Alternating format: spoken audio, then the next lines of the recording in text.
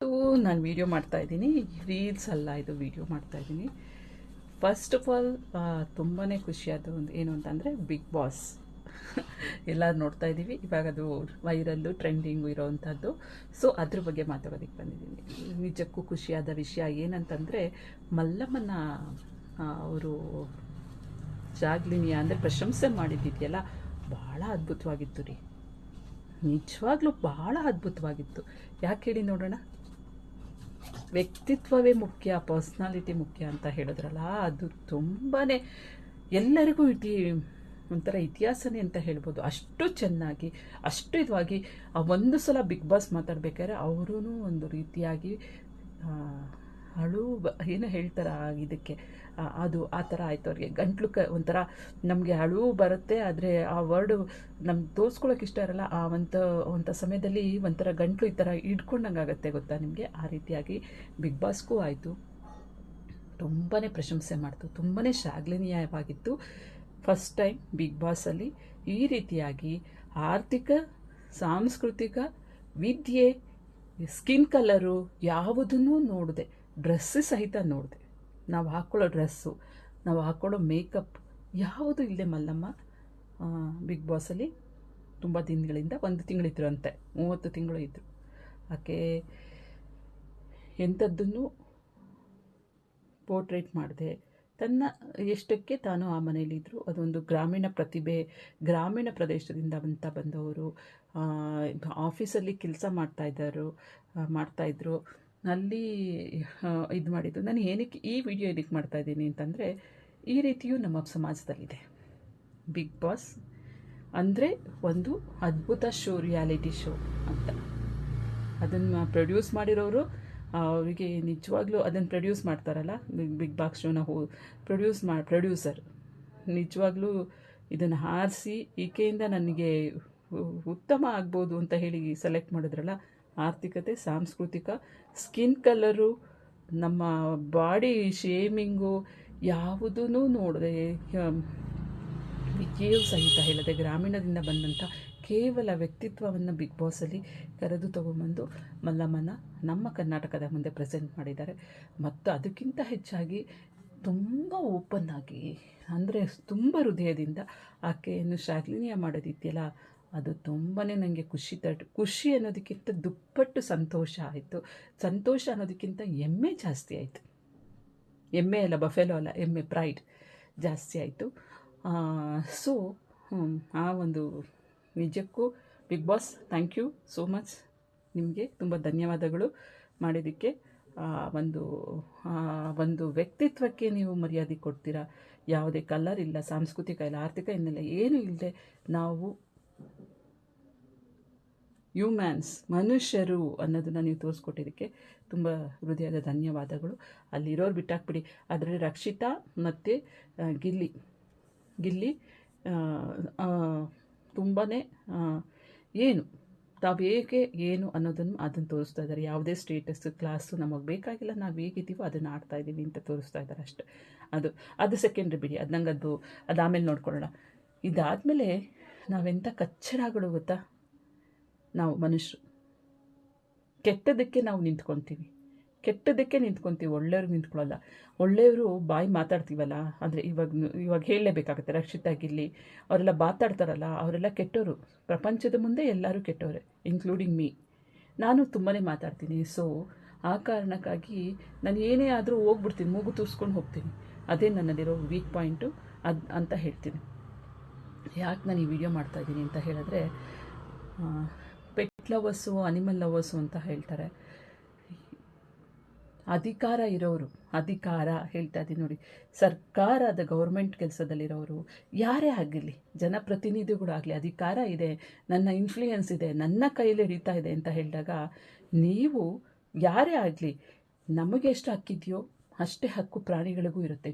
ಭೂಮಿ ಮೇಲೆ, ಭೂಮಿಯಲ್ಲಿ ಹುಟ್ಟಿದ್ದು ಅವೂ ಇದಾವಲ್ಲ. ನಾನು ಹೇಳ್ತೀನಿ, ಏನಕ್ಕೆ ಈ ಮಾತುಗಳನ್ನ ಹೇಳ್ತಾ ಇದ್ದೀನಿ ಅಂದರೆ, ತುಂಬ ಕಣ್ಣಲ್ಲಿ ನೀರು ಬರುತ್ತೆ, ಮನಸ್ಸು ತುಂಬ ತುಂಬ್ಕೊಂಡ್ಬಿಡುತ್ತೆ, ವೆಟ್ಟಾಗಿಬಿಡುತ್ತೆ, ಮನಸ್ಸು ಮಾತಾಡೋಕ್ಕಾಗದಿರೋಷ್ಟು ರೋದನೆ ಆಗೋಗುತ್ತೆ. ಯಾಕೆ ಹೇಳ್ತಾ ಇದ್ದೀನಿ ಅಂದರೆ, ನಮ್ಮ ರೋಡಲ್ಲಿ ಬೀದಿ ನಾಯಿ ಇತ್ತು ಕರಿಯ ಅಂತ ಹೇಳಿಬಿಟ್ಟು, ಅದು ಫೆರೋಷಿಯಸ್ ಆಗಲ್ಲ, ಅದಕ್ಕೆ ಊಟ ಹಾಕ ನಿಜಕ್ಕೂ ನನಗೆ ಅದು ಒಂದಿನೂ ಫೆರೋಷಿಯಸ್ ಅನಿಸಿಲ್ಲ. ನಾನು ಯಾಕೆ ಹೇಳ್ತಾ ಇದ್ದೀನಿ ಅಂತ ಹೇಳಿದ್ರೆ, ಅದು ಒಂದು ಸಮಯಗಳಿಂದ ಇತ್ತು ಅದು ನಮ್ಮ ರೋಡಲ್ಲಿ. 4th main 5th main Raghavendra block Srinagar 5th main ಆ ಕಡೆ ಓಡಾಡ್ಕೊಂಡಿತ್ತು. ಅಲ್ಲಿ ಒಂದು ಅಂಗಡಿ ಇಟ್ಕೊಂಡಿದ್ದಾರೆ, ಪಿಟಿ ಶಾಪ್ ಅಂದರೆ ಚಿಲ್ಲರೆ ಅಂಗಡಿ ಇಟ್ಕೊಂಡಿದ್ದಾರೆ. ಅವರು ಅವಕ್ಕೆ ಸ್ವಲ್ಪ ಬಿಸ್ಕತ್ತು ಅದು ಇದು ಹಾಕಿ ಅವ್ರಿಗೂ ಪ್ರಾಣಿ ಅಂದರೆ ಪ್ರೀತಿ, ಅವರು ಅದನ್ನು ಪ್ರೀತಿ ತೋರಿಸ್ತಾ ಇದ್ರು. ಅವರು ಇಬ್ಬರು ಕಪಲ್ಸ್ ಇದ್ದಾರೆ ಅಲ್ಲಿ, ತೋರಿಸ್ತಾ ಇದ್ರು. ಸೊ ಅದು ಒಂದು. ಆಮೇಲೆ ಮಧ್ಯರಾತ್ರಿ ಆದರೆ 11:30-12 ಗಂಟೆ ಆದರೆ ಸ್ವಲ್ಪ ಜೋರಾಗಿ ರೋಡಲ್ಲಿ ಕಿರ್ಚೋದು, ಕೂಗಾಡೋದು ಮಾಡೋದು. ಅದಾದ ನಂತರ ಸುಮ್ಮನಾಗೋದು. ಅಂದರೆ ಬೇರೆ ನಾಯಿಗಳು ಬರ್ತಾ ಇದ್ವು. ಸೊ ಅವು ಗೊತ್ತಲ್ಲ ನೀವು, ಅವು ವೆಯ್ಟ್ ಮಾಡ್ತಾಯಿದ್ವು. ಕೆಲವು ವಾರಗಳ ಹಿಂದೆ ನನ್ನ ಮನೆ ಮುಂದೆ ಬಂದು ಮಲ್ಕೊಂಡಿತ್ತು. ಯಾಕೋ ಕರಿಯ ನಿಮ್ಮ ಟೀಮ್ನೆಲ್ಲ ಕರ್ಕೊಂಬಂದ್ಬಿಟ್ಟು ಮಲ್ಕೊಂಬಿಟ್ಟಿದ್ಯಾ, ಏನು ಇವತ್ತು ಸಮಾಚಾರ, ನಮ್ಮನೆ ಮುಂದೆ ಬಂದು ಮಲ್ಕೊಂಡಿದ್ಯಾ ಅಂತ. ಸುಮಾರು 11:45-12 ಗಂಟೆ ಇರಬೇಕು. ಆಯಿತಾ, ಹೋಗಿದ್ದೆ ನಾನು, ಈಚೆ ಕಡೆ ಹೋಗಿದ್ದೆ. ಸುಮ್ಮನೆ ಏನಕ್ಕೆ ಒಂದೋ ಗೊತ್ತಿಲ್ಲ, ನಾನು ಯಾಕೋ ಎಲ್ಲರೂ ನಮ್ಮನೆ ಬಾಕ್ಲಲ್ಲಿ ಬಂದು ಮಲ್ಕೊಂಬಿಟ್ಟಿದ್ದೀರಾ. ಇದು ಪೆಡೆಸ್ಟ್ರಿಯನ್ ವಾಕ್, ನಮ್ಮ ಮನೆ ಅಂದರೆ ಪಾದಾಚಾರಿ BBMPಗೆ ಸೇರಿದ ಜಾಗದಲ್ಲಿ ಬಂದು ಮಲ್ಕೊಂಡಿತ್ತು. 4 1 2 3 4 ಮಲ್ಕೊಂಡಿತ್ತು. ಯಾಕಪ್ಪ ಹೊಟ್ಟೆ ಹಸುವಾಗ್ತಿದ್ಯಾ, ಏನು ಕತೆ ಅಂತ ಕೇಳಿದೆ. ಸರಿ, ಡೈಜೆಸ್ಟಿವ್ ಮಾರಿ ಬಿಸ್ಕತ್ತಿತ್ತು, ಅದನ್ನು ಹಾಕ್ತೆ, ಕರಿಯ ತಿಂದ. ಆಮೇಲೆ ಇನ್ನು 4 ನಾಯಿಗಳು ಬಂತು, ಚಪಾತಿ ಇತ್ತು, ಚಪಾತಿನ ಮುರಿದಾಕಿ ನೀರು ಹಾಕಿ ಹಾಕ್ತೆ. ಒಂದು ಸ್ವಲ್ಪ ಹೊತ್ತು ಕೂತ್ಕೊಂಡು ತಿಂದು ಹೋಯಿತು. ಆ ನಂತರ ಬರಲೇ ಇಲ್ಲ, ನೆಕ್ಸ್ಟ್ ಡೇ ಬರಲಿಲ್ಲ, ಯಾವತ್ತೂ ಬರಲಿಲ್ಲ. ಆಮೇಲೆ ಇನ್ನೊಂದು ದಿನ ನೀರು ಕುಡಿಲಿಕ್ಕೆ ಬಂತು ಅಷ್ಟೆ, ಮಾರ್ನಿಂಗ್ ಅಲ್ಲಿಂದ ಓಡ್ ಬಂತು ನೀರು ಕುಡಿಲಿಕ್ಕೆ. ಇದು ನಮ್ಮ ಮನೆಯಲ್ಲಿ ಇದೆ ನಾಯಿ ಕರಿಯ, ಅದು ಸ್ಕೈ. ಬೊಗಳೋದು ಹಂಗೆಲ್ಲ ಬೊಗಳಬಾರ್ದು ಅಂಥೇಳಿ ನಾನು ಹೇಳಿ ನನ್ನ ತಾಯಿಗೆ ಹೇಳಿಬಿಟ್ಟು ನಾನು ನೀರು ತರಿಸ್ಕೊಂಡು ಹಾಕ್ತೆ. ಓಡೋಗ್ಬಿಟ್ರು. ಅದ ನಂತರ ನಾನು ನೋಡಲೇ ಇಲ್ಲ. ಯಾತಕ್ಕೆ ನಾನು ಇದು ಹೇಳ್ತಾ ಇದ್ದೀನಿ ಅಂದರೆ, ಸರ್ಕಾರದ ಕೆಲಸದಲ್ಲಿರೋರು ಅಧಿಕಾರ ಉಪಯೋಗಿಸ್ಕೋಬೇಡಿ, ದಯವಿಟ್ಟು ಪ್ರಾಣಿಗಳ ಮೇಲೆ ಮಾಡಬೇಡಿ. ಸರ್ಕಾರದ ಕೆಲಸದಲ್ಲಿರೋರು ಹೇಗೆ ಮನುಷ್ಯರನ್ನ ನೋಡ್ಕೋಬೇಕು, ನಿಮ್ಮ ಪ್ರೊಫೆಷನ್, ನಿಮ್ಮ ವೃತ್ತಿಗೆ, ನಿಮ್ಮ ಸ್ಟೇಟಸ್ಗೆ, ನಿಮ್ಮ ಕ್ಲಾಸ್ಗೆ ನೀವು ಅಲ್ಲಿ ದುಡಿಯೋಕ್ಕೆ ಹೋಗ್ತಾ ಇದ್ದೀರಾ. ಸಮಾಜದ ಕೆಲಸ ಮಾಡ್ತಾಯಿಲ್ಲ. ನೀವೇನು ಸಂಬಳ ತೊಗೊಳ್ದೆ ಯಾರೂ ಕೆಲಸ ಮಾಡ್ತಾಯಿಲ್ಲ, ಸಾಮಾಜಿಕ ಕೆಲಸ ಮಾಡ್ತಾಯಿಲ್ಲ. ನೀವು ಸಂಬಳದ ಜೊತೆ ಗಿಂಬಳನೂ ತೊಗೊತೀರಾ, ಕೆಲಸ ಮಾಡ್ತೀರಾ. ಪರವಾಗಿಲ್ಲ, ನನಗೇನು ಮಾಡ್ತೀರಾ ಮಾಡ್ಕೊಳ್ಳಿ, ನಾನಿರೋದು ಇಂಡಿಪೆಂಡೆಂಟ್ ವುಮನ್, ನನಗೇನು ಮಾಡಬರ್ಲಿರಿ, ನೀವು ಸಾಯಿಸ್ತೀರಾ ಅಷ್ಟೇ ತಾನೇ. ಇದನ್ನ ಹೇಳಕ್ಕೆ ನಾನು ಹೇಳ್ತಾ ಇದ್ದೀನಿ ಏನಕ್ಕೆ ಅಂತಂದರೆ, ಉಪಯೋಗಿಸ್ಕೊಳ್ಳಿ. ನೀವು ನಿಮ್ಮ ಹೊಟ್ಟೆಪಾಡು, ನಿಮ್ಮ ಹೆಂಡತಿ ಮಕ್ಕಳು, ನಿಮ್ಮ ತಂದೆ ತಾಯಿ, ನಿಮ್ಮ ಅಕ್ಕ ತಂಗಿದಿರು ಏನಿದ್ರು ಅವ್ರುಗಳು ಮಾತ್ರ ಬದುಕಬೇಕು. ಸರ್ಕಾರಿ ಕೆಲಸಗಳನ್ನ ತಗೊಂಡು ನೀವು ಬದುಕ್ತೀರಾ ಅಂದರೆ ಇನ್ಫ್ಲೂಯೆನ್ಸ್ನ ಎಲ್ಲಿ ಯೂಸ್ ಮಾಡಬೇಡಿ. ಇವರೇ ಸರ್ಕಾರಿ ಕೆಲಸದವರಿರೋರು ಯಾರೇ ಆಗಲಿ, ಜನಪ್ರತಿನಿಧಿಗಳಾಗಲಿ, ನಿಮ್ಮ ಕೈಯಲ್ಲಿ ಹಿಡಿತಾ ಇದೆ. ನೀವು ರಾಜರು ಇರ್ತಿದ್ರು, ಅವರು ಮನುಷ್ಯರನ್ನು ನೋಡ್ಕೊಳ್ತಿದ್ರು, ಪ್ರಾಣಿ ಸಂತತಿಗಳನ್ನು ನೋಡ್ಕೊಳ್ತಾ ಇದ್ರು, ಪ್ರಾಣಿ ಕುಲಗಳನ್ನು ನೋಡ್ಕೊಳ್ತಾ ಇದ್ರು. ಜನಪ್ರತಿನಿಧಿಗಳು ನೀವು ಅಧಿಕಾರ ಸ್ವೀಕರಿಸಿದ್ದೀರಾ ಅಂದರೆ ಇಡೀ ಕರ್ನಾಟಕವು ನಿಮ್ಮ ಕೈಯಲ್ಲಿದೆ ಅಂತಂದಾಗ ನಿಮ್ಮ ಜವಾಬ್ದಾರಿ ಆಗುತ್ತೆ. ಇದು ಪ್ರಾಣಿಗಳನ್ನು ನೋಡ್ಕೋಬೇಕು, ಗಿಡ ಮರ ಎಲ್ಲವನ್ನೂ ನೋಡ್ಕೊಳ್ಬೇಕಾಗತ್ತೆ. ಅದು ನೋಡ್ಕೊಳ್ಳೋ ಜವಾಬ್ದಾರಿ ನಿಮ್ಮದು. ವಿದ್ಯೆಯಿಂದ ಹಿಡಿದು ಉದ್ಯೋಗದಿಂದ ಹಿಡಿದು ಅನ್ಎಂಪ್ಲಾಯ್ಮೆಂಟ್ ಪ್ರಾಬ್ಲಮ್ ಆಗಬಾರ್ದು, ಅನ್ಎಜುಕೇಷನ್ ಪ್ರಾಬ್ಲಮ್ ಆಗಬಾರ್ದು. ಎಲ್ಲಿಯೂ ಯಾರಿಗೂ ಏನೂ ಆಗದೆ ಹೆಂಗೆ ನೋಡ್ಕೊಳ್ಬೇಕಾಗಿದ್ದು ಒಬ್ಬ ಜನಪ್ರತಿನಿಧಿಗಳದ್ದು ಜವಾಬ್ದಾರಿ ಆಗುತ್ತೆ. ಅದರ ಜೊತೆಗೆ ಜನಪ್ರತಿನಿಧಿಗಳು ಸರ್ಕಾರದ ಕೆಲಸದಲ್ಲಿ ಇರೋರು ಎಷ್ಟರ ಮಟ್ಟಿಗೆ ಟಾರ್ಚರ್ ಮಾಡ್ತಾರೆ ಅಂತ ನೋಡ್ಕೊಳ್ಳಿ. ಅವರ ಇನ್ಫ್ಲೂಯೆನ್ಸ್ನ ಉಪಯೋಗಿಸಿ ಎಷ್ಟರ ಮಟ್ಟಿಗೆ ಟಾರ್ಚರ್ ಮಾಡ್ತಾರೆ ಅಂತ ನೋಡ್ಕೊಳ್ಳಿ. ನನ್ನ ಮನೆ ಹತ್ರ ಇದು ನಡೆದಿದೆ, 4th ಮೇನ್ ರೋಡ್ ರಾಘವೇಂದ್ರ ಬ್ಲಾಕಲ್ಲಿ ನಡೀತಾನೂ ಇದೆ, ಇವಾಗಲೂ ನಡೀತಾ ಇದೆ. ನನಗೆ ನಿಜಕ್ಕೂ ಭಯ ಅನ್ನೋದಕ್ಕಿಂತ ಏನಾಗುತ್ತೋ ನಾಳೆ ಇವನು ಬಂದರೆ ದಿನನಿತ್ಯ ಅವನ ಜೊತೆಗೆ ಜಗಳ ಆಡಬೇಕಾ, ಏನಾದರೂ ಒಂದು ಮಾಡಬೇಕಾ ಅಂತ. ನಾಯಿ ಕರ್ಕೊಂಡು ಹೋಗೋಗಿಲ್ಲ ರಸ್ತೆಯಲ್ಲಿ, ಮತ್ತೊಂದು ಅವನ ಮನೆ ಮುಂದೆ ಪಾಸ್ ಹೋಗೋ ಇಲ್ಲ. ಫೋಟೋಗಳು ಹೆಣ್ಣುಮಕ್ಳದ್ದು ಬ್ಯಾಕ್ ಫೋಟೋ ತೆಕ್ಕೊಳ್ತಾನೆ ಅವನು. ಈ ಎಲ್ಲ ನಡೀತಾ ಇದೆ. ಏನಕ್ಕೆ ಹೇಳ್ತಾ ಇದ್ದೀನಿ ಅಂದರೆ, ಅರ್ಥ ಆಗಲಿ, ಇವಳು ಕೆಟ್ಟವಳಾಗಲಿ, ಮೆಂಟಲ್ ಇಲ್ಲಿ ಇಂಬ್ಯಾಲೆನ್ಸ್ ಆಗಲಿ, ಸೈಕೋ ಆಗಲಿ, ಓಪನ್ ಆಗಿ ಮಾತಾಡೋರೆಲ್ಲ ಸೈಕೋಗಳೇ, ಮೆಂಟಲ್ಗಳೇ. ನೀವು ಒಂದು ಕೆಟ್ಟ ಕೆಲಸಕ್ಕೆ 100 ಜನ 1000 ಜನ ಬಂದು ಸೇರಿಕೊಳ್ತಾರೆ. ಇದು ನಮ್ಮ ಇವಾಗಿಂದಲ್ಲ, ಇತಿಹಾಸದಿಂದಲೂ ಇರೋವಂಥದ್ದೇ. ಸತ್ಯ ಯಾವಾಗಲೂ ಕತ್ತಲೆ ಕೋಣೆಯಲ್ಲೇ ಕೊಡಿಯುತ್ತೆ. ಸತ್ಯ ಯಾವಾಗಲೂ ನಿಂತಿರೋದೇ ಒಂಟಿ, ಇಂಡಿವಿಜುವಲ್ ಅಂತ ಹೇಳ್ತೀವಲ್ಲ, ಸತ್ಯ ಇಂಡಿವಿಜುವಲ್. ಫೇಕಿಗೆ ಸತ್ಯಕ್ಕೆ ಎಷ್ಟೊಂದು ಜನ ನಿಂತಿರ್ತಾರೆ. ಅವ್ರು ಎಂಥ ಕಚ್ಚಡ ಕೆಲಸ ಮಾಡಿದ್ರು ಸರಿ, ಬೇಕಾಗಿಲ್ಲ ನಮಗೆ ಅದೆಲ್ಲ. ಎಂಥದ್ದು ಆಗಿದ್ರು ಸರಿ, ಅವ್ರಿಗೆ 100 ಜನ ನಿಂತ್ಕೊತಾರೆ. ಅಂದರೆ ಕೆಟ್ಟ ಕೆಲಸಕ್ಕೆ 100 ಜನ ನಿಂತ್ಕೊತಾರೆ. ನೋಡಿ, ಗ್ರೇಟೆಡ್ ಇವಾಗ ಏನು ಹೇಳ್ತಾರೆ, ಗ್ರೇಟೆಡ್ ಬ್ಯಾಂಗ್ಳೂರ್ ಏನೋ ಆಗಿದೆಯಲ್ಲ, BBMP ಹೋಲ್ಡು, ಅವರಿಗೆ ಹೇಳಿ ಆ ನಾಯಿಗಳನ್ನೆಲ್ಲ ಹಿಡ್ಸಾಕಿದ್ದಾರೆ. ವುಮೆನ್ಸ್ಗೆ ಕಷ್ಟ ಕೊಡ್ತಿತ್ತು ಗಾಡೀಲಿ ಹೋಗಬೇಕಾದ್ರೆ ಅಂತ. ನಿಜಕ್ಕೂ ನಾನು ಓಡಾಡ್ತಾ ಇದ್ದೆ ರೀ, ಓಡಾಡಿದ್ದೀನಿ. ಆಯಿತು, ಸಾಕಿರೋ ನಾಯಿಯೇ ನನ್ನ ಮೇಲೆ ಬಂದಿದೆ, ಸಾಕಿರೋ ನಾಯಿನೇ ನನ್ನ ಮೇಲೆ ಬಂದಿದೆ. ಯಾಕೆ ಇದು ಮಾಡ್ತಿದ್ಯಾ ಅಂತ ನಾವು ಮಾತಾಡೋ ಟೋನಲ್ಲಿ ಆ ನಾಯಿಗಳು ಅಂಡರ್ಸ್ಟ್ಯಾಂಡ್ ಮಾಡ್ಕೊಳುತ್ತೆ, ಎಗ್ಗುತ್ತೆ, ಇಲ್ಲ ಅಂತ ಹೇಳಲ್ಲ. ನಾವು ನರ್ವಸ್ಸು ಆಗ್ತೀವಿ, ಭಯನೂ ಪಡ್ತೀವಿ. ಆದರೆ ನೀವು ನರ್ವಸ್ ಆದ ನೀವುಗಳಿಗೆ ಏನು ಮಾಡಿದ್ದೀರಾ, ಇವಾಗ ಕೆಟ್ಟ ಕೆಲಸ ಮಾಡಿಲ್ವಾ, ಅದನ್ನು ಇಡಿಸ್ಬಿಟ್ಟು ಕೊಟ್ಟಿದ್ದೀರಲ್ಲ, ಅದು ಎಷ್ಟು ನೋವು ಅನುಭವಿಸುತ್ತೆ ಗೊತ್ತಾ. ಕರ್ಮ ರಿಟರ್ನ್ಸ್ ಅಂತ ಹೇಳ್ತಾರಲ್ಲ, ಕರ್ಮ ಬರುತ್ತೋ ಬಿಡುತ್ತೋ ಗೊತ್ತಿಲ್ಲ, ನಿಮ್ಮ ಮಕ್ಕಳಿಗೆ ಕರ್ಮ ಖಂಡಿತ ಇಟ್ಟಿರುತ್ತೆ. ಕಲಿಯುಗ ಇದು, ನಾವು ಮಾಡಿದ್ದನ್ನು ನಾವೇ ಊಟ ಮಾಡಬೇಕು ಅಂತ ಹೇಳ್ತಾರೆ. ಅಂದರೆ ನಾವು ಮಾಡಿದ ಕರ್ಮ ನಮಗೆ ಸತ್ಯ ಅಲ್ಲ, ಅದು ನಿಮಗೆ ರಿಟರ್ನ್ ಆಗೇ ಆಗುತ್ತೆ. ನೋಡ್ಕೊಳ್ಳಿ, ನಾವು ಯಾವುದೋ ಜನ್ರೇಷನ್, ನಮ್ಮ ಹಿಂದಿನ ಜನ್ರೇಷನ್ ಏನು ಮಾಡಿರ್ತೀರೋ ನಾವು ಇದನ್ನು ಅನುಭವಿಸ್ತಾ ಇದ್ದೀವಿ. ಕರ್ಮಗಳನ್ನು ಖಂಡಿತ ಅನುಭವಿಸ್ತೀರ. ಪ್ರಾಣಿಗಳ ಮೇಲೆ ದಯೆ ಇರಲಿ, ಅವು ನಿಮಗೇನು ಮಾಡಲ್ಲ. ನೀವು ಹೇಗೆ ಭೂಮಿ ಮೇಲೆ ಬಂದಿದ್ದೀರೋ, ವಿದ್ಯಾಭ್ಯಾಸ ಮಾಡ್ಕೊಂಡಿದ್ದೀರಾ, ದುಡಿಬೇಕು, ತಿನ್ನಬೇಕು, ಎಲ್ಲವೂ ನಿಮಗೆ ಮಾತ್ರ ಬೇಕು, ಭೂಮಿ ಬೇಕು, ಎಲ್ಲ ಬೇಕು. ಬೇರೆಯವ್ರ ಬಗ್ಗೆ ಗಾಸಿಪ್ಪು ಮಾಡ್ತೀರಾ, ಬೇರೆಯವ್ರ ಬಗ್ಗೆ ಹೇಳ್ತೀರಾ, ಕೆಟ್ಟದನ್ನ ಹೇಳ್ತೀರಾ, ನಿಮ್ಮ ಬಗ್ಗೆ ನೀವು ಹೇಳ್ಕೊಳ್ತೀರಾ. ನಿಜವಾಗ್ಲೂ ಬೇಜಾರಾಗಿದ್ದ ವಿಷಯ ಅಂದರೆ, ಆ ನಾಯಿಗಳನ್ನು BBMPಗೆ ಇಟ್ಕೊಟ್ಟಿದ್ದು, ಅದಕ್ಕೆ ಬೇರೆ ಏನಾದ್ರು ವ್ಯವಸ್ಥೆ ಮಾಡಿಕೊಟ್ಟು ಹೋಗೋದಾಯ್ತಲ್ಲ. ಅದು ನಮ್ಮ ಮನೆಗೇನು ಬಂದಿರಲಿಲ್ಲ, ಅದು ಯಾವತ್ತೋ ಒಂದಿನ ಬಂದಿದ್ದು. ಅದ್ರ ಪಾಡಿಗೆ ರೋಡಲ್ಲಿ ಇತ್ತು, ಕಿಚ್ಚಾಡ್ತಿತ್ತು, ಕೂಗಾಡ್ತಿತ್ತು. ಒಂದು 4 ಜನ ನಾಯಿಗಳನ್ನ, ಒಂದು ಕರಿಯ ಅಂತ ಇತ್ತಾ, ಒಂದು ಲೀಡರ್ ನೀಟಾಗಿ ಫಾಲೋ ಮಾಡ್ಕೊಂಡು ಹೋಗ್ತಾ ಇದ್ವ ನಾಯಿಗಳು. ಇಡಿಸಿ ಹಾಕಿದ್ದಾರೆ. ಅವನ ಮನೇಲಿ ನಾಯಿ ಇದೆ, ಅದಕ್ಕೆ ಅವನ ಮನೆ ಮುಂದೆ, ಅವನು ಪ್ರೈಮ್ ಮಿನಿಸ್ಟ್ರು, ಇವನು CM, ಅವನ ಮನೆ ಮುಂದೆ ಯಾರು ಹೋಗ್ಕೊಡ್ದು, ಯಾರು ಇದು ಮಾಡಿಕೊಡ್ದು. ಅವನು ಸರ್ಕಾರಿಯ ಕೆಲಸದಲ್ಲೇ ಇದ್ದಾನೆ. ಇದರಿಂದನೇ ತೊಂದರೆ ಆಗ್ತಾ ಇದೆ ನಮಗೆ. ನಮ್ಮ ರೋಡಲ್ಲಿ ಏನಾಗಿದೆ ಅಂದರೆ, ನಿನ್ನ ಸ್ಟೇಟಸ್ ನೀನು, ನಮಗೇನು ಬೇಕಾಗಿಲ್ಲ ರೀ, ನೀವು ನನ್ನ ಹಿಂದೆ ಬನ್ನಿ ಅಂತ ನಾನು ಯಾವತ್ತೂ ಕೇಳಿಲ್ಲ, ನನಗೆ ಪ್ರೊಟೆಕ್ಟ್ ಮಾಡಿ ಅಂತಲೂ ಕೇಳಿಲ್ಲ, ನನಗೇನು ಆಗಬೇಕಾಗಿಲ್ಲ. ನಾನು ಅದೇನೆ ಇರೋವ್ರಿಗೂ ಹಾಗೇನೆ. ಭೂಮಿ ಮೇಲೆ ದೇವ್ರು ಬಿಟ್ಬಿಟ್ಟಿದ್ದಾನೆ ನನ್ನನ್ನು ಈ ರೀತಿ, ನಾನು ಸಾಯೋವರೆಗೂ ಇದೇ ರೀತಿ ಇದ್ಕೊಂಡು ಸತ್ತೋಗ್ತೀವಿ. ಇವಳು ಜಗಳು ಗಂಟಿ, ಆ ಅಮ್ಮ ಹಂಗೆ ಈ ಅಮ್ಮ ಅಂದರೆ, ನೀವೇನು ಹಾಗಾದರೆ ನೀವ್ಯಾಕೆ ಬಂದ್ರಿ ನನ್ನ ವಿಷಯಕ್ಕೆ? ನೀವು ಒಳ್ಳೆಯವ್ರು ತಾನೇ, ಮನೇಲಿ ಕೂತ್ಕೊಳ್ಳಿ, ಏನಕ್ಕೆ ಬಂದು ನನ್ನ ಬಗ್ಗೆ ಮಾತಾಡ್ತೀರಾ?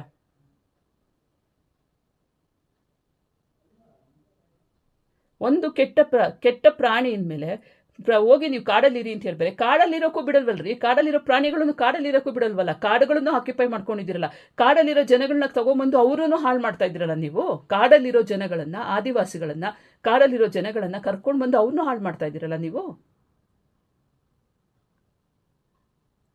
ನಿಮಗೆ ಸರ್ಕಾರಿ ಕೆಲಸ ಬೇಕು, ನಿಮಗೆ ಪ್ರತಿಷ್ಠೆ ಬೇಕು, ಹೆಮ್ಮೆ ಬೇಕು, ಹಣ ಬೇಕು, ಎಲ್ಲ ಬೇಕು. ಅದ್ರ ಜೊತೆಗೆ ಭೂಮಿ ಮೇಲೆ ದೇವ್ರು ಕಳಿಸ್ಕೊಟ್ಟಿರೋ, ಭಗವಂತ ಕಳಿಸ್ಕೊಟ್ಟಿರೋಂತಹ ಎಲ್ಲ ಜೀವ ಜಂತುಗಳಿಗೆ ಅಧಿಕಾರ ಇಲ್ವಾ ಭೂಮಿ ಮೇಲೆ? ನೀವೊಬ್ಬರೇ ಬದುಕಬೇಕಾ? ಏನು ಯಾರು ಮಾಡ್ತಾ ಇರೋದು ಆ ಥರ? ಬೀದಿ ನಾಯಿಗಳನ್ನಾಗಿ ಮಾಡೋರು ಯಾರು? ತೊಗೊಂಬಂದು ನಿಮ್ಗೆ ಸಾಕಕ್ಕೆ ಹೋಗ್ತಾ ಇದ್ಮೇಲೆ ಬ್ರೀಡರ್ಸ್ಗಳು ಹಣ ಮಾಡಿಕೊಂಡು, ಹಣದಲ್ಲಿ 1% ಅದಕ್ಕೆ ಕೊಡ್ರಿ. ಎಷ್ಟು ಗೋಳಿಕೊಂತೀರಿ ಎಲ್ಲ ಪ್ರಾಣಿ ಪಕ್ಷಿಗಳನ್ನು, ನಮ್ಮಂಥವ್ರನ್ನೂ ಗೋಡ್ಕೊತೀರ. ಅಲ್ಲಿ ನೋಡ್ಕೊಳ್ಳಿ, ನಿಜವಾಗ್ಲೂ ಧೈರ್ಯವಾಗಿ ಡೇರಿಂಗ್ ಮಾತಾಡೋರನ್ನ ಎಲ್ಲಿಯೂ ಉಳುಗಾಲ ಇಲ್ಲ. ಕೆಟ್ಟದ್ದಕ್ಕೆ 100 ಜನ ಸುತ್ಕೊತೀರ. ಹೌದು, ಅವ್ರು ಅಲ್ಲಿ ನಾವು ಮಾಡೇ ಇರಲ್ಲ, ಅವ್ರು ಮಾಡಿದ್ರು. ಇದು ತಪ್ಪು. ಯಾವತ್ತೂ ಹೇಳ್ತಾರಲ್ಲ, ಕೆಟ್ಟದ್ದೆಲ್ಲ ನಿಂತ್ಕೊಂಡು ಹೇಳ್ತಾರಲ್ಲ, ಅವ್ರನ್ನ ನಂಬಕ್ಕೆ ಹೋಗ್ಬಾರ್ದು. ಕೇಳೋದ್ರಿಂದ ಏನು ಪ್ರಯೋಜನ ಇಲ್ಲ.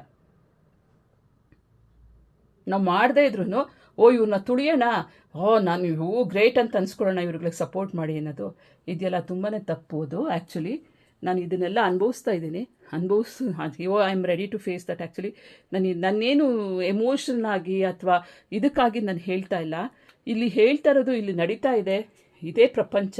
ಆದರೆ ಕೆಟ್ಟದಕ್ಕೆ ನೀವು ನಿಂತ್ಕೊಳ್ತೀರಲ್ಲ, ಅದು ತಪ್ಪು. ಯಾಕೆ ಪ್ರಾಣಿಗಳನ್ನು ಇಟ್ಕೊಡ್ತೀರಾ?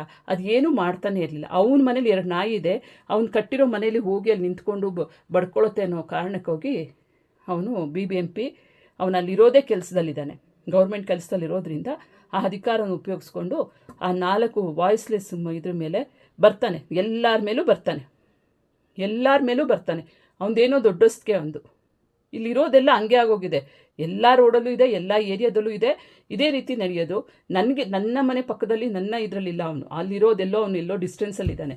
ಈ ಥರ ನಡೀತಾ ಇದೆ. ಸೊ ಸರ್ಕಾರದ ಕೆಲಸದಲ್ಲಿರೋರು ದಯವಿಟ್ಟು ಉಪಯೋಗಿಸ್ಕೋಬೇಡಿ ಅದನ್ನು ಕೂಲಂಕುಷವಾಗಿ. ನಿಮಗೆ ಅದಕ್ಕೆ ಸರ್ಕಾರ ಕೆಲಸ ಕೊಟ್ಟು ನೇಮಿಸಿ ಸಂಬಳ ಕೊಡ್ತಾ ಇರೋದೇ ಅದಕ್ಕೆ. ನೀವೇನು ಸಮಾಜ ಸೇವೆ ಮಾಡ್ತಿಲ್ಲಪ್ಪ ಯಾರೂ, ನಾನು ಮಾಡ್ತಿಲ್ಲ, ನೀವು ಮಾಡ್ತಾ ಇಲ್ಲ.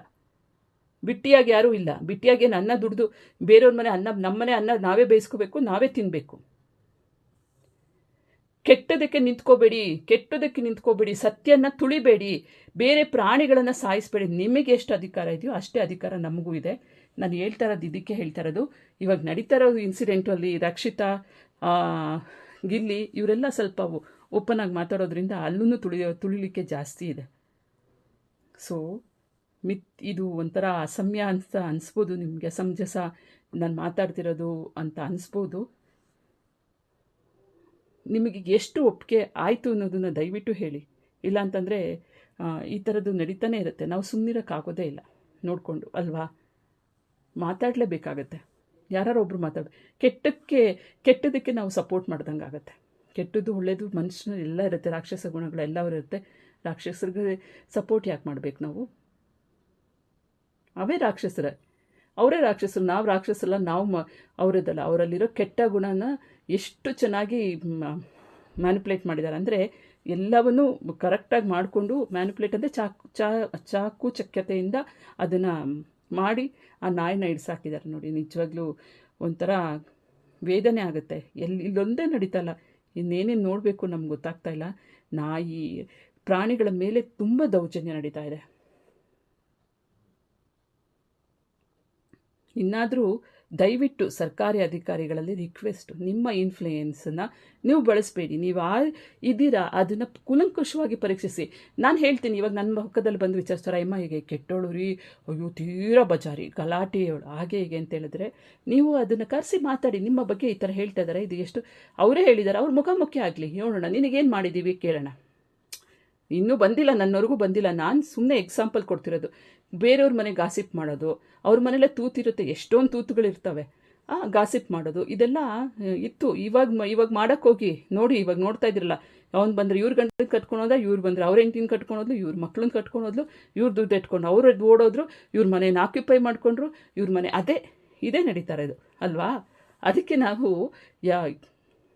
ಎಲ್ಲಿಯೂ ನಾವು ಯಾರಿಗೂ ಕದ ತಟ್ಟಕ್ಕೆ ಬಿಡಲ್ಲ ನಮ್ಮ ಮನೆಗೆ, ನೈಬರ್ಸ್ನ.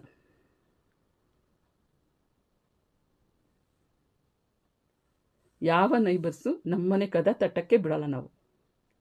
ಅವ್ರು ಕರೆಯೋದು ಬೇಡ, ಅವ್ರ ಮನೆಗೆ ಕಷ್ಣ ಕುಂಕುಮನೂ ಬೇಡ, ಅವ್ರ ಮನೆ ಊಟನೂ ಬೇಡ. ಇಲ್ಲ, ಇವತ್ತಿನವರೆಗೂ ನಾವು ಯಾರ ಮನೆಗೂ ಸಣ್ಣವರಿಂದಾಗಿ ಇಷ್ಟು ವರ್ಷ ಆಯಿತು ನಾವು ಬೆಳೆದು, ನಮ್ಮ ಯಾರೇ ಆಗಲಿ ನಾವಂತೂ ಹೋಗೇ ಇಲ್ಲ. ಇದೊಂದು ದೇವ್ರು ನಮ್ಗೆ ಒಳ್ಳೆ ಕೆಲಸ ಮಾಡಿದ್ದಾನೆ. ನಾವು ಎಲ್ಲಿ ನಾಡಲ್ಲಿದ್ದರೂ ಕಾಡಲ್ಲಿರೋ ಥರ ಬದುಕಿದ್ದೀವಿ. ಯಾರಿಗೂ ಅನ್ಯಾಯ ಮಾಡದೆ, ಯಾವ ಪ್ರಾಣಿಗೂ ಅನ್ಯಾಯ ಮಾಡದೆ, ಹೆಮ್ಮೆಯಿಂದ ಗೌರವದಿಂದ ಹೇಳ್ಕೊಳ್ಳೋಷ್ಟು ದೇವರು ನಮಗೆ ಬುದ್ಧಿ ಕೊಟ್ಟು ಕಳಿಸಿದ್ದಾನೆ ಅಂತ ಹೇಳ್ತೀನಿ.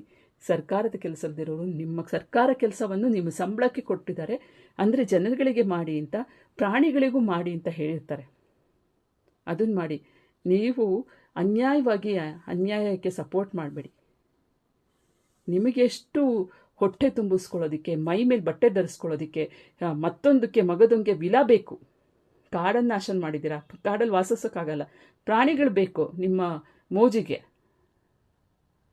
ಚಪ್ಪಾಳೆ ಹೊಡಿತೀರಾ, ಅದೇನಾರು ಮಾಡಿದ್ರೆ ಸಕ್ಸಸ್ ಮಾಡಿ ತೋರಿಸುತ್ತೆ ಅಂದರೆ, ಟ್ರೈನಿಂಗ್ ಕೊಟ್ಬಿಟ್ಟು ಸಕ್ಸಸ್ ಮಾಡಿ ನೋಡಿದ್ರೆ ಚಪ್ಪಾಳೆ ಹೊಡಿತೀರಾ.